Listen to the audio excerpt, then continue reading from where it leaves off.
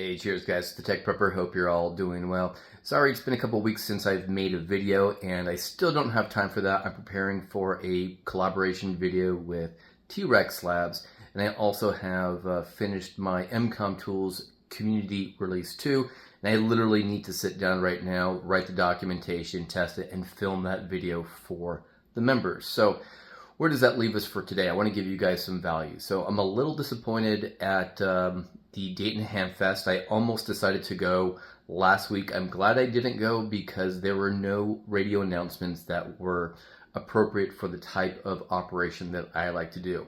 I was really hoping to see Yaesu announce a replacement for either their FT81AND or a successor to the FT857D.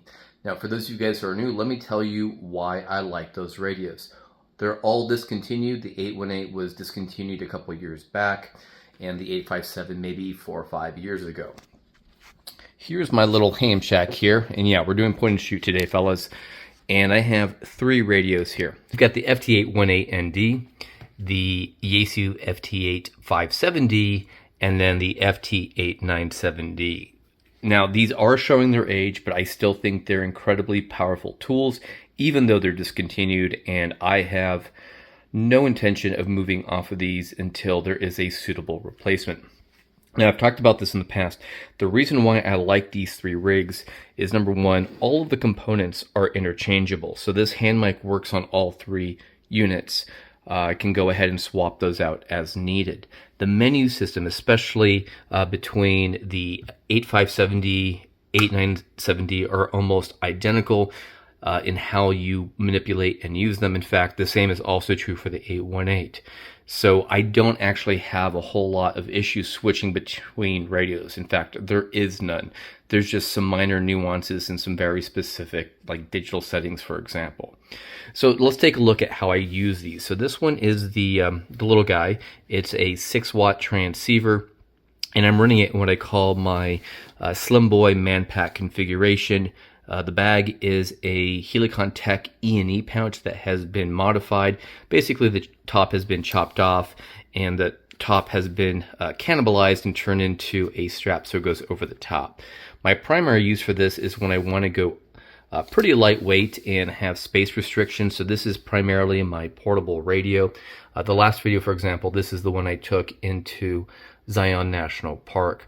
So 6 watts, but the nice thing about this radio is that it is VHF, UHF, and HF, so it is all band, and then it's also all mode. I can do all the modes on all those bands. Power restriction or requirements are fairly low because it only is 6 watts on the top end. It does 1 watt, 2.5, 5, and 6 watts, and I actually run mine usually at about 2.5 watts. With great success on digital, and then I'm running a small 3 amp hour battery from Talent Cell. The cool thing about this guy is that I can actually kill the power so that there is no parasitic draw. So this can basically sit, and these take a very long time to discharge on their own, just sitting there disconnected.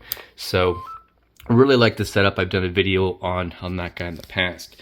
Now, the 857D is still a man-packable radio. It's in my TTP man pack. No longer make these bags.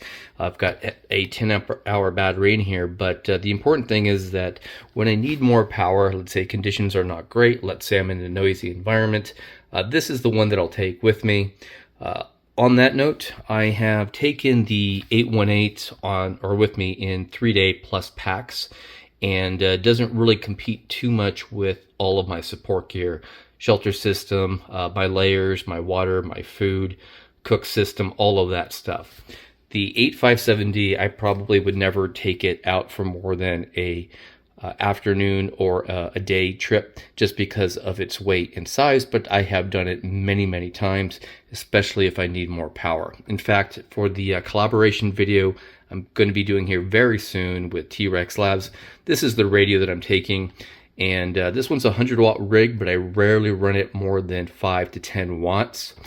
And on HF, it's a 100-watt rig. On VHF, 50, and on UHF is 20 watts, so really capable.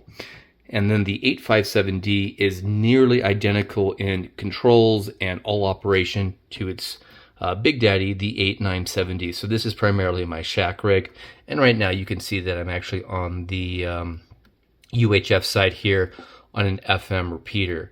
So kind of old here, but bottom line is these are tools, and as long as physics doesn't change on us, this is going to work as long as the gear works. And another thing to keep in mind is that the previous version of the 818, the 817 has been around for over 20 years.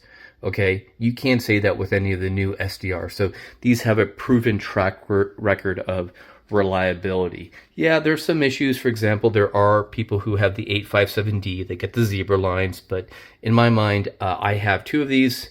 I have never seen that issue. In fact, I have twin 857Ds and twin 818s. So for me, given that there were no new announcements, I'm still sticking with my Yaesu gear. All right, guys, sorry for the no edits, point and shoot, but I literally have to get to work on the MCOM Tools R2 release on this little guy right here. Be strong, be safe, and be prepared.